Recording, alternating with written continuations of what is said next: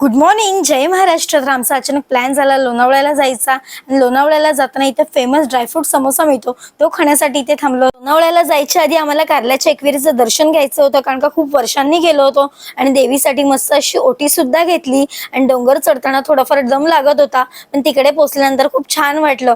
आणि गुरुवार असल्यामुळे तिकडे गर्दी पण कमी होती, त्यामुळे पटकन दर्शन झालं आणि तिकडून आम्ही विलासाठी जायला निघालो. मग आम्ही विलावर पोहोचलो. तर विला स्पेसियस आणि एवढा सुंदर आणि टापटीप होता. तिकडे आउटडोअर इंडोअर गेमची सुद्धा व्यवस्था होती आणि तिकडचं वातावरण बघून एवढं छान वाटलं. स्विमिंग पूल पण नीट आणि क्लीन होता आणि त्यासमोर जी जागा होती तिकडे बर्थडे पार्टीज किंवा पार्टी करू शकता.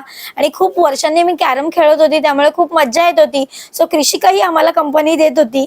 जेवणामध्ये रस्सा, भाकरी, चिकन, भात उत्तम असा बेत होता. इथलं जेवण पण अतिशय सुंदर आहे.